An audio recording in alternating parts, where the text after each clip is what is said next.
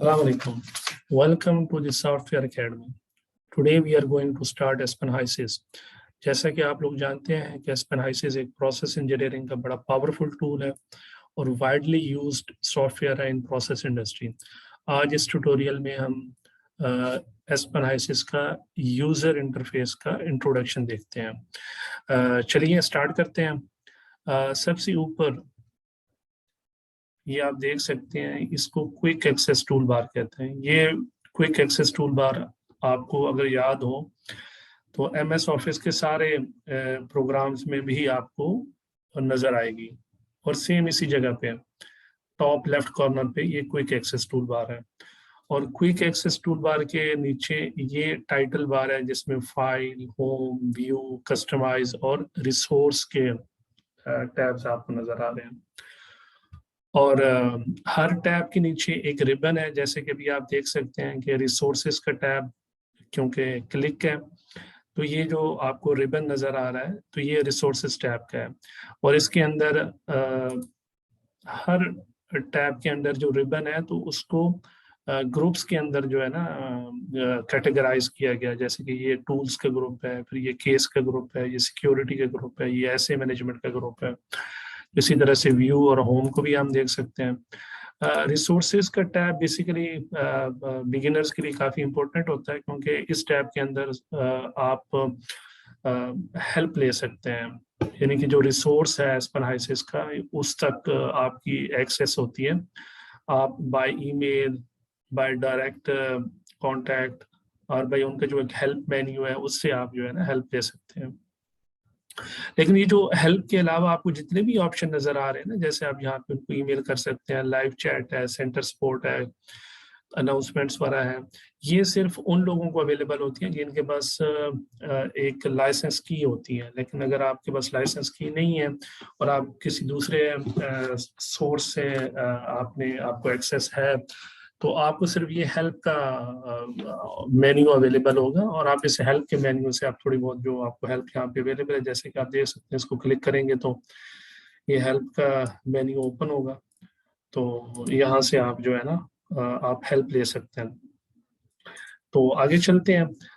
आपको left side पे एक नेविगेशन मेन्यू नजर आ रहा है, ठीक है, और बॉटम लेफ्ट पे ये प्रॉपर्टी सिमुलेशन, इनके मुतालिक मैं आपको बताता जाऊं कि बेसिकली एस्पेनहाइसिस में दो इन्वायरमेंट होते हैं, एक प्रॉपर्टीज इन्वायरमेंट होता है और एक सिमुलेशन इन्वायरमेंट होता है।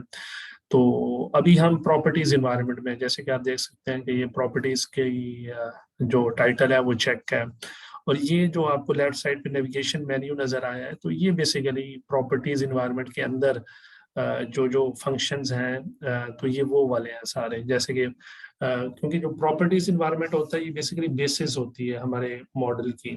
तो इसमें हम component list, fluid package, assays, reactions, ये सारी चीजें डिफाइन करते हैं और they serve as a basis for the next environment which is simulation environment, जहाँ पे हम मॉडल रिप्रेजेंटेशन करते हैं अपने प्रोसेस की।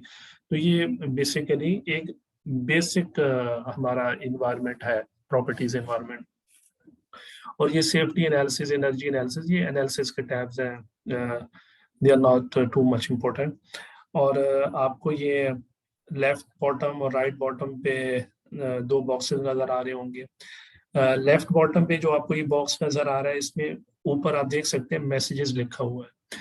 बेसिकली जब आप किसी भी इन्वायरमेंट में काम कर रहे होते हैं, चाहे वो प्रॉपर्टीज इन्वायरमेंट है या सिमुलेशन इन्वायरमेंट है, तो एस्पेनहाइसिस उस इन्वायरमेंट के और आपके काम के हिसाब से जो जो चीजें होती हैं, कोई मैसेज होता है तो वो जनरेट करता है यहाँ पे। जैसे कि आप देख सकते हैं कि वो अभी हमें कह रहा है कि जी कौन सी इन्फो रिक्वायर्ड है इस इन्वायरमेंट के अंदर, कि फ्लूइड पैकेज आपको डिफाइन करना है, कंपोनेंट्स आपको डिफाइन करने हैं, ठीक है। और ये वाले जो पैकेज है, बॉक्स है राइट साइड पे, इसको हम सिमुलेशन इन्वायरमेंट में देखेंगे क्यों, because it's about simulation environment.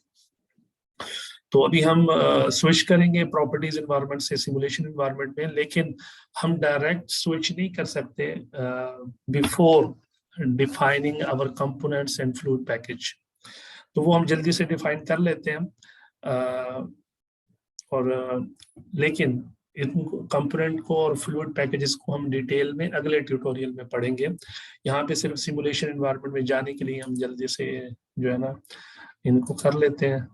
ये हमने कंपोनेंट ऐड कर लिया और यहाँ पे हम जल्दी से फ्लूइड पैकेज सिलेक्ट कर लेते हैं और जी अभी हम सिमुलेशन एनवायरनमेंट में जा सकते हैं। तो ये सिमुलेशन एनवायरनमेंट है जी। तो इसमें भी सारा कुछ वैसे ही है, इसमें भी क्विक एक्सेस टूल बार है, फिर टाइटल बार है, फिर हर टाइटल बार के अंदर जो है एक रिबन है जिसमें मुख्तलिफ जो है ना फीचर्स एंड कमांड्स को ग्रुप किया गया है। और ये PFD है, प्रोसेस फ्लो डायग्राम, जहाँ पे आप अपना मॉडल क्रिएट करते हैं। ये जो एक नई चीज़ आपको नज़र आ रही है ये लेफ्ट साइड पे, इसको ऑब्जेक्ट पैलेट कहते हैं या मॉडल पैलेट कहते हैं। इसमें डिफरेंट आपको यूनिट ऑपरेशन दिए हुए हैं जो वहाँ से आप सिलेक्ट करके अपना रिक्वायर्ड यूनिट ऑपरेशन PFD में डालेंगे मॉडल क्रिएट करने के लिए। ये ऑल पे अगर चेक होगा तो आपको सारे एक ही लिस्ट में नज़र आएंगे, वरना ये कैटेगराइज भी किए हुए हैं, आप इंडिविजुअली भी आप इनको देख सकते हैं। ठीक है, अगर आपको मजीद डिस्क्रिप्शन देखना हो तो आप यहाँ व्यू पे जाके हर यूनिट ऑपरेशन का डिस्क्रिप्शन भी देख सकते हैं कि इस यूनिट ऑपरेशन का क्या पर्पस है। जी इसको दोबारा से मिनिमाइज कर लेते हैं और ये वाला जो राइट साइड पे जो बॉक्स है तो ये बेसिकली यहाँ पे आप देख सकते हैं कि ट्रेस मैसेजेस लिखा हुआ आ रहा है, ये एक्टिविटी लॉग होता है। आप कोई भी एक्टिविटी अगर करेंगे तो वो यहाँ पे लॉग हो जाएगी। जैसे कि मैं आपको फॉर एग्जांपल दिखाता हूँ कि ये हीटर है, हीटर को मैंने सेलेक्ट किया और यहाँ पे PFD में मैंने डाल दिया। तो अब यहाँ पे देख सकते हैं कि flow sheet object E100 is created on the main flow sheet, तो ये लॉग हो गया यहाँ पे। इसी तरह से आप यहाँ पे इन सिमुलेशन इन्वायरमेंट में जो भी स्टेप करेंगे वो नीचे लॉग होता जाएगा, जो एक तरह से आपकी केस की पूरी लॉग शीट होगी जिसको आप किसी भी टाइम पे ट्रैक कर सकते हैं, देख सकते हैं कि आपने क्या क्या स्टेप्स किए हैं और कहाँ पे क्या किया आपने। और बाकी ये एक आपको बटन नजर आ रहा होगा एक्टिव का और ऑन होल्ड का। तो ड्यूरिंग सिमुलेशन इन्वायरमेंट जब आप काम कर रहे हैं तो आपने ये इंश्योर करना है कि आपका जो ये एक्टिव है आपको एक्टिव चेक होना चाहिए। एक्टिव चेक होने का मतलब ये है कि एवरीथिंग इज स्ट्रीमलाइन, आपका जो काम है और आपका जो यानी कि जो प्रॉपर्टीज इन्वायरमेंट और सिमुलेशन इन्वायरमेंट जो है ये दोनों स्ट्रीमलाइन है, दोनों इंगेज हैं।